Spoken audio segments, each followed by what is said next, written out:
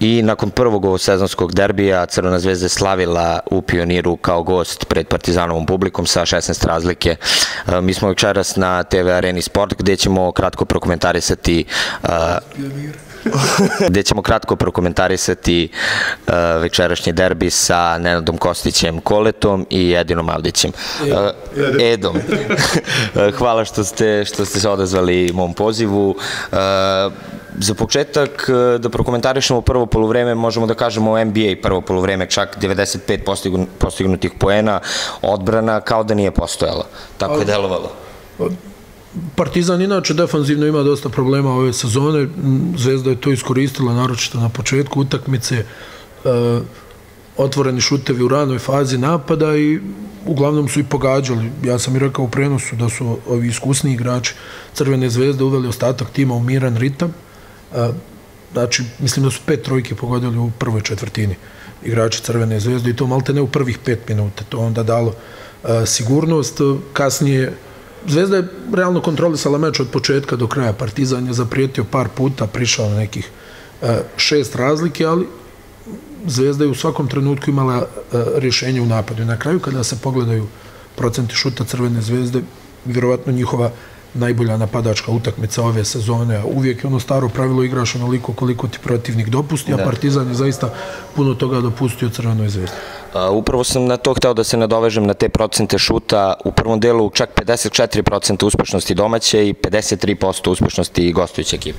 U prvom delu. Procenti šuta Crvene zvezde su bili konstantno dobri. Partizan nije to uspeo da isprati u drugom poluvremenu što se tiče šuteva sa distance i mislim da je tu najviše nedostajao... 8 trojki u prvom poluvremenu Zvezda i onda još 6 u drugom. I onda još 6 u drugom, a mislim da je Partizan... Da, mislim da je Partizan ostao na 5 pogođenih trojke za celu utakmicu. Nemojte da me držite za reč. Imali su 4 od 10 na kraju prvog poluvremena i onda su samo jednu trojku su pogodili u drugom poluvremenu. Mislim da se tu najviše osetio izostanak nekog doprinosa, pre svega Vanje Marinkovića, a onda i Mihajla Andrića. To su neki igrači koji su za Partizan onako iz drugog plana, pod znacima navoda drugog plana, imali i dobre procente šuta i postizali dosta poena u ovoj seriji od 4 uzastopna trijumfa koje je Partizan napravio. Ono što je isto bio problem za Partizan je kada protivnik ima takve procente šuta kao što je imala Crvena zvezda na ovoj utakmici, posljednja stvar koju želite da dozvolite rivalu je da ostvari skakačku dominaciju. A Partizan vrlo često nije uspevao da osigura defanzivni skok i na to malo promašaja koje je imala Crvena zvezda, tako da je tu bilo i drugih i trećih šansi. Antić je tu pravio dosta problema i...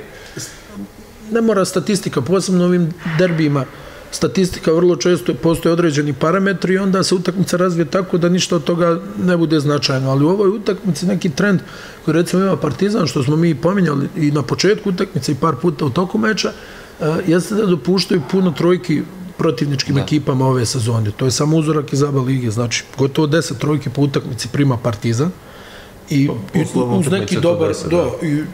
i uz neki dobar procenat šuta protivnika, jer sama činjenica da prime 10 trojki po meču govori da je to dobar procenat realizacije kod protivnika i dopuštaju veliki broj ofanzivnih skokova, znači drugih, trećih napada svojim protivnicima i to je isplivalo na površinu i u ovoj utakmici, naročito u drugom poluvremenu kada je Zvezda spustila igru pod koš, da su Lazić, recimo, koji se uvijek tu šunja na ofanzivni skok, onda Antić koji možda definitivno nema onaj atleticizam koji je imao u nekim prethodnim godinama, ali dalje u stanju, ako ništa, da ugura svog čovjeka po tablu pa da izbije loptu na vanjske pozicije i na kraju Milko Bjelica, tu je Pecarski igrao odbranu protiv Milka Bjelica i onda je Bjelica to maksimalno iskoristio, naročito u završnici treće četvrtine i na početku četvrte, gdje je poentirao iz reketa, poentirao sa linije slobodnih bacanja, onda je na sve to povezao i 2 trojke i tu je manje više priči bio kraj. Mada eto,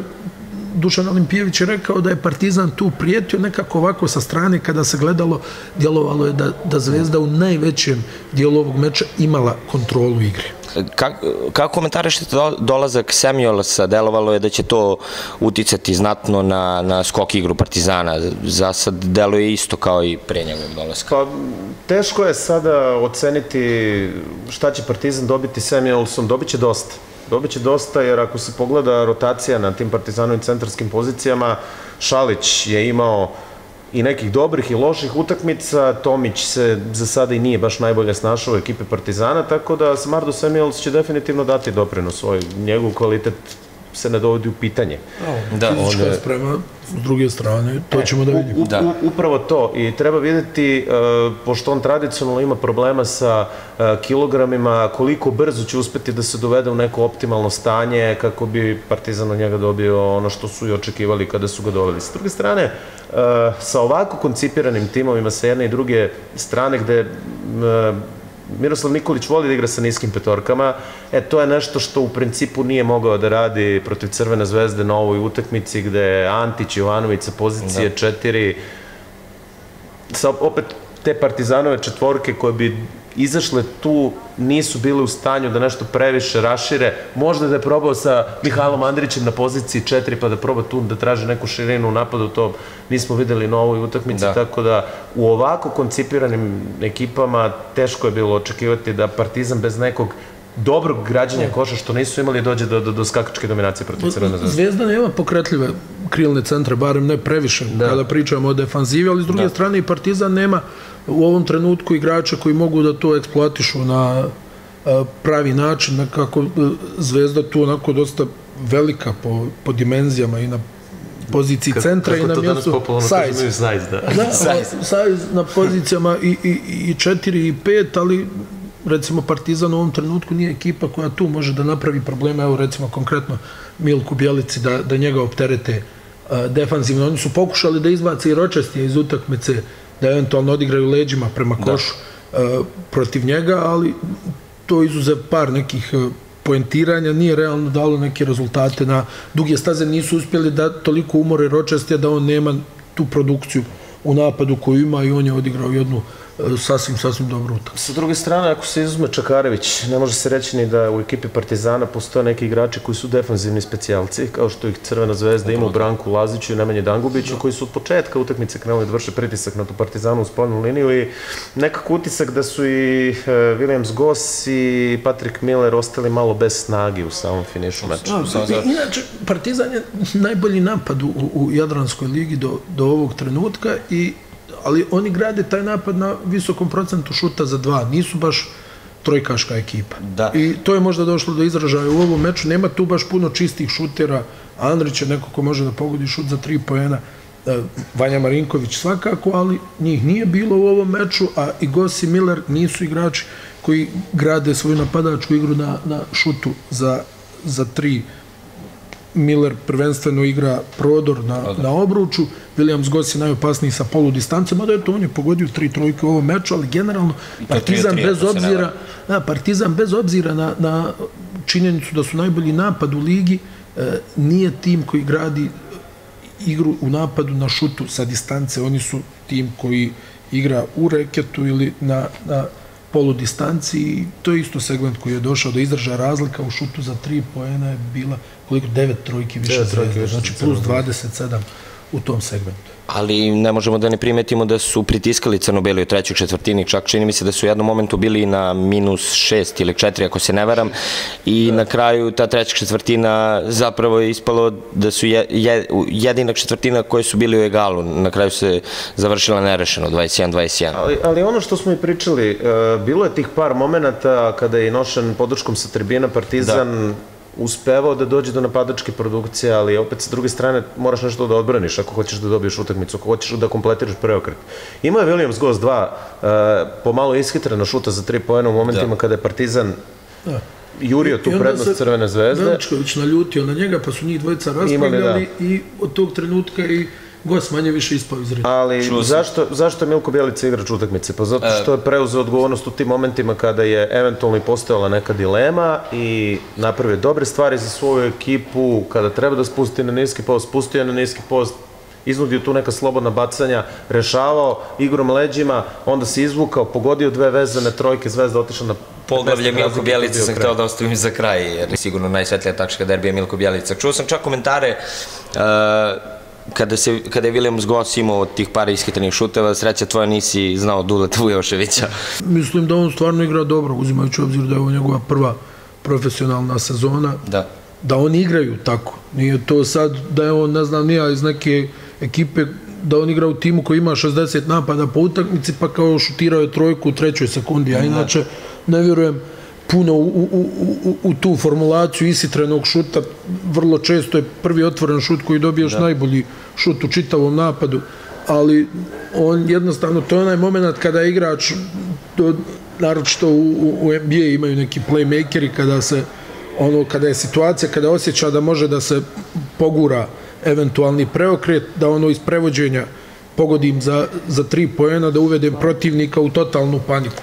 Promašio je 2 lopte i jednostavno nije prošlo. Možda je moglo i nešto drugo da se odigra u datom trenutku, ali nekako vjeruješ u tog svog igrača koji je na kraju dana i najbolji asistent lige u ovom trenutku i neko ko ima dobre procente šuta, neko ko je generalno racionalan igrač. Nije to sad neki potrošač koji će kao da se ispucava, on je jednostavno tu osjetio možda moment sada da probam da pogodim trojku, da uvedem malo njih u paniku, da se još dodatno uključi publika. Da, na kraju dana uvek je to relativna kategorija. Sada možemo da pričamo o tome da li je trebalo ili nije trebalo da uzme ta 2 šuta. Iz ove perspektive ishitren šut. Iz ove perspektive nije trebalo, ali u onom ambijentu da je ta lopta jedna ušla, to bi bilo dodatni pritisak sa tribine i sve ostalo. Mada generalno Partizan od početka sezone nije demonstrirao tu neku igru u odbrani koja bi mogla da ih pogura u ovakvim utakmicama, pa ćemo da vidimo da li će to da bude trend kroz čitavu sezonu ili će tu nešto da se promijeni, to se nikada ne zna, još je rano, mada uvijek govorimo rano, a liga je manja za 2 tima, tako da... I tako da i manje nekog prostora da se isprave greške, mada kada... Daleko je april. Jeste, definitivno, ali određene navike se nekada i ne promijene ono što izgradiš tokom priprema i na početku sezone. Tu uvijek je ta priča u košarci o prekidaču, naročito neki oni iskusni timovi imaju prekidač, pa ono kao što onako mi žargonski kažemo izmrljave regularni dio sezone, pa onda u važnim utakmicama dodaju gas. Ovo je jedan novi tim Partizana. Znamo svi kako radi Miroslav Nikolić, na koji način on vodi timove. Vidjet ćemo da li Partizan možda može da osvježi ovaj sastav sa još nekim pojačanjem. Oni su povezali 4 pobjede, ali realno ovo je prva jaka utakmica u ABA ligi koju je imao Partizan ove sezone. Da otvorimo poglavlje Milko Bjelica, iskusan košarkaš preko 10 evroligaških sezona, ali nekako nije isti tip igrača kao Simonović, ali mi deluje kao da je eksplodirao u kasnim 20. ranim 30.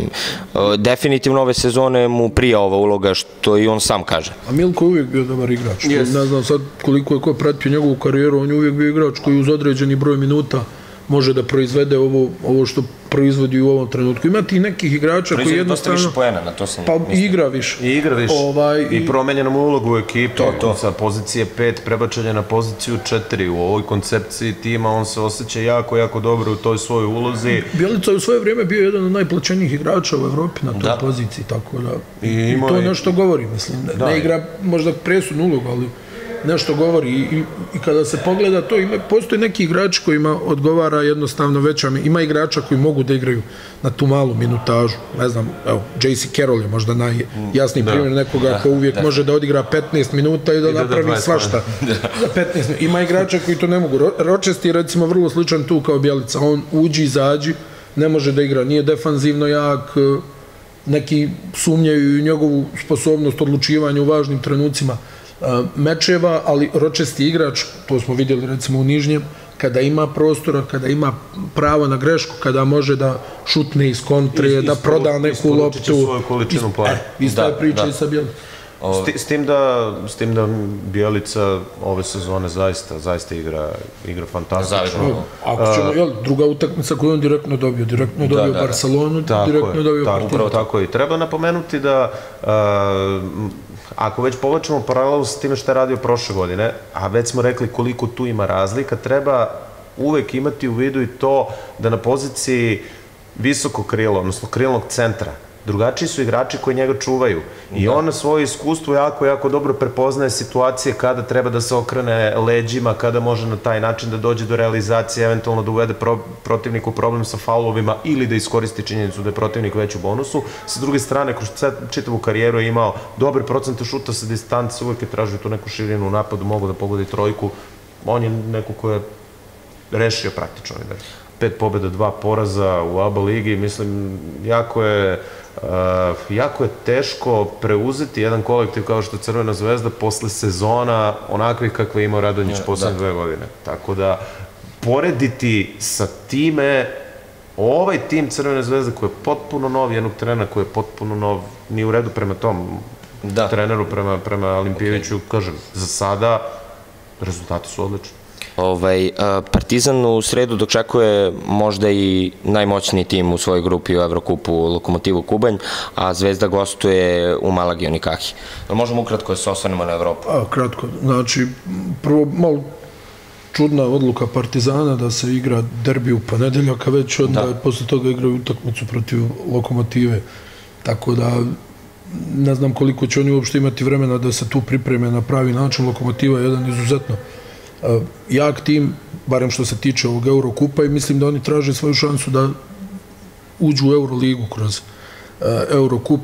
Saša Obradović je trener koji je uvijek onako čelična disciplina, izuzetno agresivna odbrana, doveo je dobre Amerikance u Lokomotivu. Mislim da su oni onako, barem što se mene tiče, kako ja to vidim, jedan od timova koji bi možda mogao da ode do kraja u Eurokupu. Sad ima te priče koliko Partizan igra jako u Eurokupu, čuli smo izjave neke Miroslava Nikolića, onda za Zvezdu, s druge strane, jedno teško gostovanje i u smislu puta i u smislu Unikahe, koja je onako nepredvidiva ekipa, sa njima nikad ne znaš, mogu da izgube od bilo koga i da dobiju najjači tim mogući bez ikakvih problema, tako da u svakom slučaju nije, jedni i drugi će imati težak posao u svojim evropskim utakmicama. Partizan zbog činjenice da vremena za odmor malte ne i nemaju, Crvena zvezda zbog toga što je Malaga svima, ne samo njima, uvijek teško gostovanje. I zbog puta i zbog tima koji ih tamo čeka.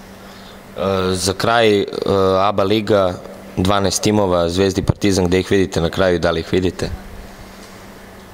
Mislim da će Zvezda sigurno biti u 4, a ova sada sekvenca Partizanova... A još imaju sada seriju teških utakmica. Jeste, imaju seriju teških utakmica, imaju Megu, imaju budućnost, imaju Cedevitu u tom nekom periodu, će nam dati mnogo jasniju sliku gde bi Partizan mogao da završi nakon ligaškog dela sezone. Ove 4 vezane pobjede su im jako dobro došle. Sada, ukoliko uspiju da naprave neke pobjede, teško gostovanje u Sremskoj Mitrovici, mečevi protiv budućnosti Cedevite, svaka pobjeda tu daje šansu Partizanu da bude u borbi za 4. Biće Partizan sigurno u borbi za 4. Mislim da su budućnost Zvezda Cedevita tu gore i da je otvorena borba za 4. poziciju koja vodi po lepo.